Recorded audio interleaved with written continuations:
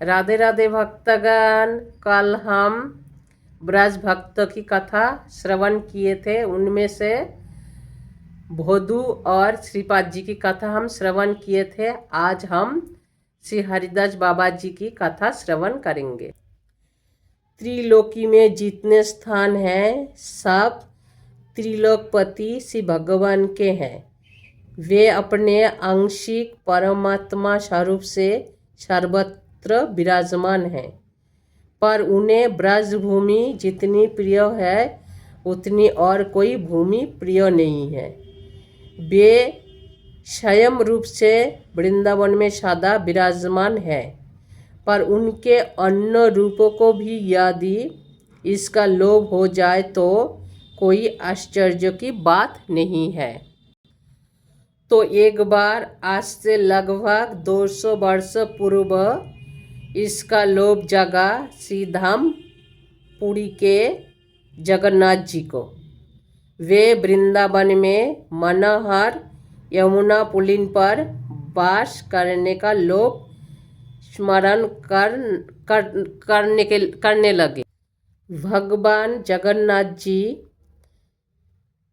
Yamuna pooling पर वास करने का लोभ संवरण न कर सके, पर वृंदावन जाए कैसे? सर्वसमर्थ होते हुए भी वे अपने श्री विग्रह स्वरूप में अपने भक्तों के जैसा अधीन है, अपने भक्तों के जैसा अधीन है, वैसा और किसी रूप में नहीं। भक्तों ही उन्हें जहाँ चाहे ले जाए और जैसे चाहे रखे। उनके प्रेम सेवा रस का आस्वादन करने के लिए ही तो अचौरा विग्रह रूप में उनका अवतार है। इस रूप में वे जो भी करना चाहते हैं अपने किसी भक्त को निमित्त बनाकर उनके सहयोग से ही कर सकते हैं। वृंदावन तो वे तभी जा सकते थे जब उनका कोई भक्त उन्हें ले जाता और वहाँ उनकी सेवा करने को प्रस्तुत होता। उन्हें ऐसे एक भक्त खोज थी। तो वृंदावन में हरिदास नाम के रामानंद महात्मा जमुना तट पर भजन करते थे। वे बड़े अनुरागी महात्मा थे। दिन रात प्रभु के चिंतन में डूबे रहते थे। उनके विरह में अश्रु विसर्जन किया करते थे और उनकी प्रेम भक्ति देखकर अंत में प्रभु उन्हें दर्शन दिए। वे उनकी रूप माधुरी देख अपनी सुध-बुध खो बैठे। उन्हें एकटक निहारते निहारते अचेत हो गए। तब करुणा निधि ने अपना हस्तकमल उनके मस्तक पर फेर उन्हें चेत कराया, उनको जगाया, चेतन कराया। चेतना आते ही उन्हें अपना सिर उनके चरणों में रख दिया, भगवान के चरणों में रख दिया। उन्होंने अपनी अमृतमयी वाणी में कहा, भगवान अपनी अमृतमय वाणी में कहा, बस मैं तुमसे प्रसन्न हूँ, तुम्हारी भक्ति से बहुत ही प्रसन्न हूँ। तुम्हारे निकट रहकर तुम्हारी प्रेममयी सेवा का सुख आस्वादन करने को लालायित हूँ। तुम जगन्नाथपुरी जाओ। इस वर्ष आषाढ़ में वहाँ जगन्नाथ जी का विग्रह परिवर्तन होगा। पुराना विग्रह तुम ले आना और इसी स्थल पर उन्हें उसे स्थापित कर उसकी सेवा करना, मतलब वृंदावन में ले आना और जहाँ बैठ के आप भजन करते हो वहाँ स्थापित कर उनकी सेवा करना। और इतना कहकर भगवान अंतर्ध्यान हो गए और महात्मा उनके आदर्शन से छटपट करने लगे। जब भगवान अंतर्ध्यान हो गए तब उनको और रहा नहीं जा रहा था, पर भगवान की आज्ञा का स्मरण कर उन्होंने धैर्य धारण किया। वे अपने शिष्यों के साथ लेकर कीर्तन करते हुए जगन्नाथपुरी की ओर चल पड़े। और उस समय रेल की सुविधा तो थी नहीं, पैदल ही जंगलों में से होते हुए नदी नाला और पर्वतों को पार करते हुए जगन्नाथपुरी जाकर पहुँचे। और जगन्नाथपुरी में महामहोत्सव था। 4 दिन बाद 36 वर्ष पीछे 2 आषाढ़ पड़ने पर जगन्नाथ जी का कलेवर बदल जाने का और उनके माँ अभिषेक योग था। लाखों यात्री दूर दूर से आए थे जगन्नाथ जी को दर्शन करने के लिए। आनंद और उल्लास का समुद्र उमड़ रहा था। हरिदास जी ने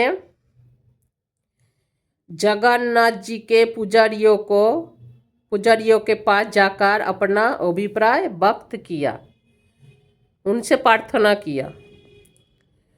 और पुजारियों ने कहा, जगन्नाथ जी का पुराना कलेवर देने का हमें अधिकार नहीं, आप राजा से मिलिए। वे राजा के पास गए। हरिदास जी राजा के पास गए। राजा ने उनका तेजमय मुखमंडल देखकर उन्हें साष्टांग दंडवत प्रणाम किए और आने का कारण पूछा। उन्होंने भगवान की आज्ञा बताकर उनसे जगन्नाथ जी का पुराना विग्रह दिलवाने को आग्रह किया। तब राजा ने कहा, महाराज, आपको भगवान की आज्ञा हुई है, पर मुझे तो ऐसा कोई आज्ञा नहीं, मुझे तो भगवान आज्ञा नहीं किए। उनकी प्रत्यक्ष आज्ञा के बगैर मैं सदा से चली आई रीतियों का पालन करने को विवश हूँ। सदा से यही नियम चल रही थी। जगन्नाथ जी का पुराना विग्रह को समुद्र में विसर्जन कर देते थे, बहा देते थे और नया विग्रह तैयार करते। तो इसलिए राजा कह रहे हैं, मैं इसी सदा से चली आई नियमों को पालन करने में विवश हूँ। सदा से जगन्नाथ जी का नया कलेवर होने पर पुराना कलेवर समुद्र में प्रवाहित किया जाता है। अतएव इस बार भी वही करना होगा। आपकी प्रार्थना स्वीकार करना संभव नहीं है, मुझे क्षमा कीजिए। हरिदास जी उनकी कथा सुनकर उदास हो गए और बहुत ही ज़्यादा दुखित हो गए और कहने लगे, यदि श्री विग्रह सागर में प्रवाहित होंगे तो मेरा शरीर भी उनके साथ प्रवाहित होगा। इतना कहकर वे जा बैठे समुद्र तट पर और अन्न जल त्याग कर प्रशांत मन से भगवान का ध्यान करते हुए प्रतीक्षा करने लगे उस घड़ी का जब उन्हें जगन्नाथ जी के विग्रह के साथ अपने शरीर को समुद्र में प्रवाहित कर देना था, वही इंतजार कर रहा था। जब जगन्नाथ जी का विग्रह समुद्र में प्रवाहित किया जाएगा तो मैं भी अपना शरीर समुद्र में प्रवाहित कर दूंगा। इसी इंतजार में बैठे थे। और इधर आधी रात्रि में जब राजा शयन कर रहे थे, जगन्नाथ जी उनके समक्ष प्रकट होकर मेघ गंभीर स्वर से कहा, वे महात्मा मेरी आज्ञा से मेरा कलेवर मांगने तुम्हारे पास आए थे। तुमने उनका तिरस्कार किया। जाओ, उनसे क्षमा मांगो और उनकी आज्ञा का पालन करो। मेरा एक विग्रह अब वृंदावन में भी रहेगा। राजा भयभीत होकर जाग पड़े। सपने में आदेश आया, स्वप्न दर्शन दिए तो राजा भयभीत होकर जाग गए। उसी समय कर्मचारियों को भेजा महात्मा को खोज करने के लिए। कहाँ है महात्मा, खोजिए। जब उनका पता चल गया, महात्मा तो समुद्र की तट पर बैठे हैं अपना शरीर छोड़ने के लिए, तब राजा स्वयं गए समुद्र के तट पर। उनके चरण में गिरकर उनके क्षमा प्रार्थना की और उनकी आज्ञा पालन करने का वचन दिया। ठीक है महात्मा जी, आप जो बोल रहे आपकी आज्ञा हम पालन करेंगे। भगवान भी हमें अपना आदेश दिए हैं।